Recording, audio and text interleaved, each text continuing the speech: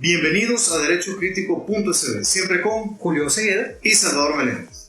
En esta ocasión tenemos un invitado de lujo, como siempre, César Salazar, actual vicepresidente de la Corte Centroamericana de Justicia, quien ha desempeñado el cargo de presidente de la misma en 2 ocasiones anteriores. Máster en Derecho de Integración Centroamericana, abogado litigante del SICA en la Corte, en experiencias anteriores, y además árbitro del CIEG. Alguien que tiene una amplia trayectoria, y puedo decir en lo particular que tuve el honor de haber sido su alumno en la UCA en materia de Derecho de Integración, además de tu instructor, ¿verdad? A mí me consta la gran capacidad de César Salazar, una persona idónea para hablar de temas de integración. Bienvenido, César. Muchas gracias, Salvador. Ok, bueno, para entrar en materia, César, la labor de la Corte Centroamericana de Justicia en la actualidad. ¿Cómo está operando la Corte Centroamericana de Justicia en estos años 2021-2022? La Corte Centroamericana ha asumido su función desde 1993, que fue constituida y entró en vigencia. Ha respondido su función jurisdiccional ante las demandas y solicitudes de consulta de diversos actores de la comunidad centroamericana. Así tenemos pues que en la actualidad cada vez más se van incorporando y diversificando los actores que buscan la tutela judicial a nivel regional, tanto por administraciones nacionales como por personas naturales y jurídicas que consultan a la Corte la interpretación de los tratados. Y en ese sentido, pues en los últimos años hemos incrementado los casos en los cuales nosotros hemos contribuido a la construcción del derecho comunitario. Excelente, ahí tenemos una primera aproximación al trabajo de la Corte, pero justamente tocabas un elemento importante y eso nos da la pauta para preguntar precisamente quiénes particularmente son aquellas personas que pueden llegar a pedir el auxilio, a pedir la tutela por parte de la Corte Centroamericana de Justicia. La Corte Centroamericana es un tribunal regional sumamente incluyente, con una competencia muy global, muy amplia sobre cualquier materia de integración centroamericana, y por lo tanto, ya que el derecho de los tratados y los consejos de ministros en sus resoluciones vinculan no solamente a los estados, sino que también a personas naturales y jurídicas, el abanico de posibilidades de personas que pueden estar en algún momento necesitadas de una tutela judicial es grande. Es decir, esto va para pescadores, va para instituciones de salud, va para instituciones de hacienda, de aduanas, de agricultura. En realidad el derecho y las normas de Centroamérica en determinado momento pueden afectar o beneficiar tanto a personas naturales o jurídicas, a administraciones nacionales y también a los estados, y por lo tanto la labor pues es bastante incluyente, cosa que tribunales internacionales no tienen. Es decir, en los tribunales internacionales las personas naturales y jurídicas no tienen una participación directa. Okay. Bueno, ya sabemos que cuando un tribunal dicta una resolución, una sentencia, pues esta tiene que acatarse, o debería acatarse, ¿no? El famoso juzgar y ejecutar lo juzgado. En ese sentido, César, el respeto que se tiene a las decisiones de las resoluciones o las sentencias que emite la Corte Centroamericana de Justicia. Queremos que nos hables y nos expliques el tema del respeto, del acatamiento a las resoluciones de la Corte Centroamericana de Justicia.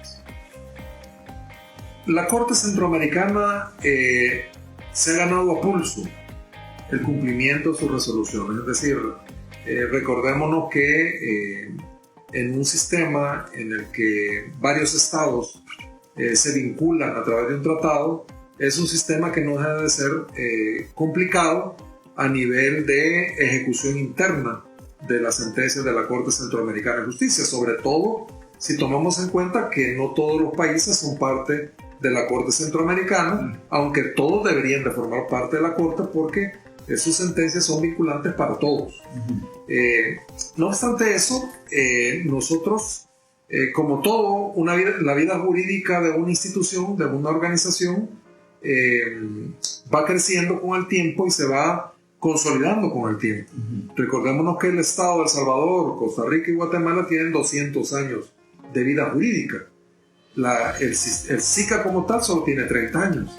Entonces hay un conjunto de vacíos, un conjunto de cosas que en el pasar de los años se van completando, ¿verdad? Y en ese sentido, cuando nosotros hablamos de ejecución, de cumplimiento de las decisiones que da la Corte Centroamericana, tenemos varias experiencias.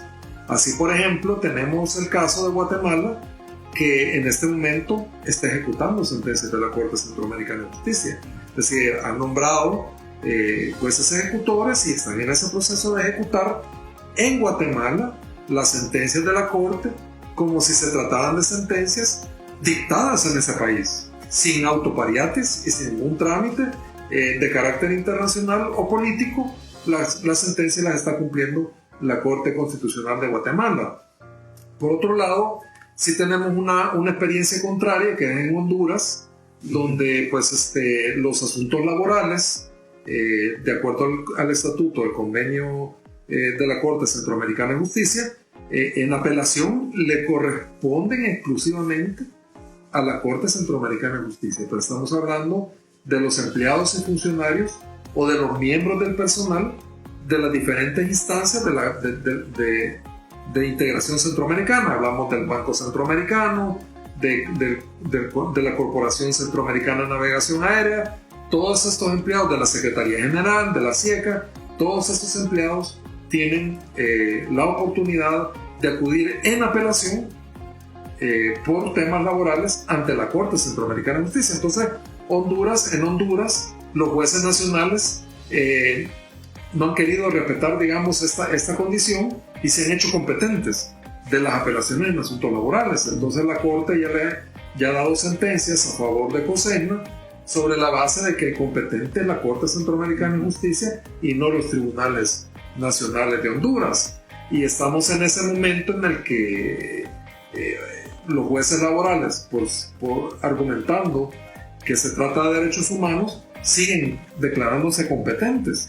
Y entonces ya la Corte ya dio una nueva resolución diciendo que a la Corte Suprema de Justicia de Honduras que es competencia de la Corte y que respeten digamos la jurisdicción, ¿verdad?, exclusiva en estos casos. Así que estamos a la espera también de que en este país se cumplan las sentencias de la Corte, ¿verdad? Es decir, que efectivamente exista ese elemento de ejecutabilidad y de cumplimiento. Y así tenemos, por ejemplo, Panamá. Mandamos una ejecución en un caso de un diputado parlacénico de Panamá, y Panamá nos dijo que efectivamente van a cumplir las sentencias de la Corte, pero que en ese caso no la cumplían porque no habíamos hecho nosotros bien el trámite, ¿verdad?, como Corte Centroamericana. Pero ellos dicen, bueno, miren, si ustedes lo mandan por la vía correcta, la vamos a ejecutar.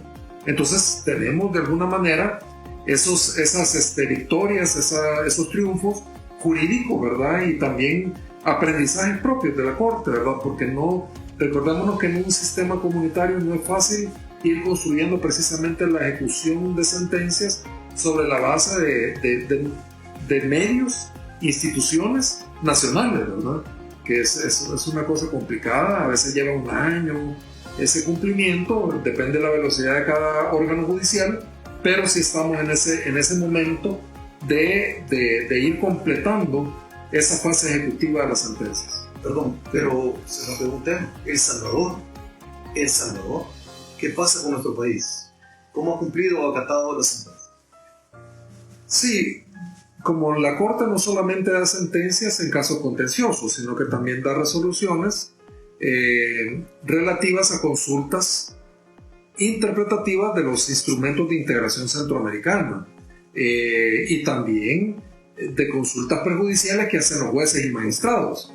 La última consulta prejudicial que se hizo, ustedes saben, fue en el caso de Norman Quijano por los jueces de la Cámara Primera de lo Penal, de la primera sección del centro de El Salvador, me parece que esa fue, ¿verdad? Sí. Y la Corte contestó sobre la base en qué momento tenía esta persona fuero parlacénico, ¿verdad? Y la Cámara pues respetó esa sentencia, ¿verdad? Es decir, ellos tal vez resolvieron otra cosa, pero no sobre la base del irrespeto a la sentencia, sino que sobre la base de criterios propios nacionales. Excelente.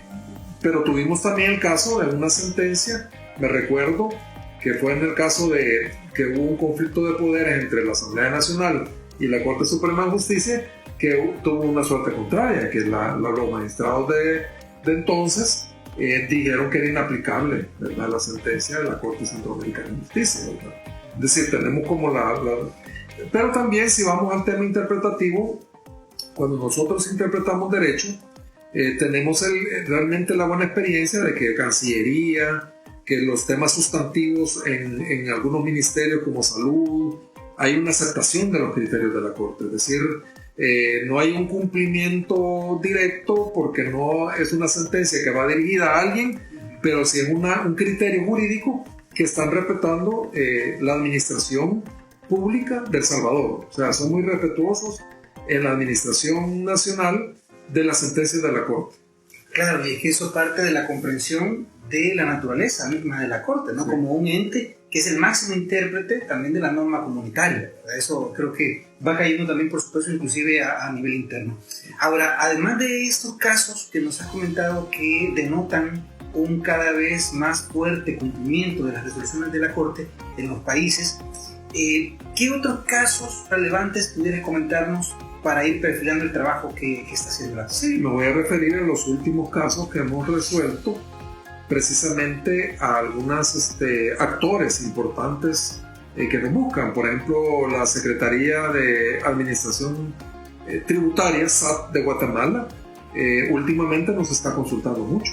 Es decir, ahí es donde ves tú la necesidad que existen de las administraciones nacionales de buscar quienes interpreten el derecho y cómo aplicarlo. Es decir, la última consulta que recibimos de la SAT es sobre la base de una contradicción que había entre la Ley Nacional de Guatemala y el Código Aduanero Uniforme Centroamericano. Y era específicamente sobre los requisitos del agente aduanero, que según el Código Aduanero Uniforme Centroamericano requiere de un examen de especialidad por la misma Secretaría, ¿verdad? No pueden graduarse directamente de la universidad como especialistas de agente aduanero, sino que tienen que pasar por un examen de acreditación.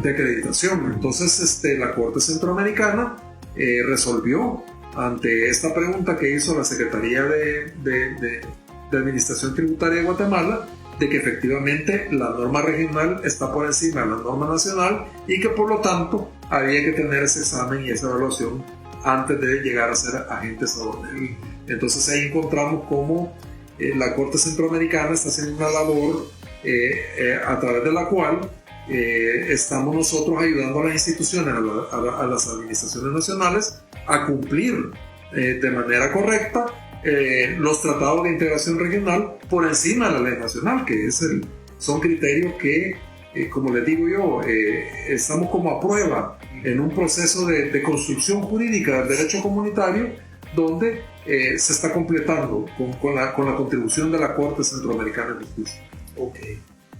Bueno, realmente ha sido sumamente interesante este pequeño recorrido, aunque sea un espacio breve, pero denota ese crecimiento, ¿verdad? Y estas nociones que cada vez tienen que ir quedando más claras. Muchas veces como abogados decimos, no, la Corte Centroamericana de Justicia es una entidad que de repente no tenemos muy claro cuál es su competencia o cómo podemos incorporarlo en un caso, pero estamos viendo claramente cómo puede formar parte este tipo de temas en una estrategia básica de defensa de los intereses también de un particular o de los mismos estados.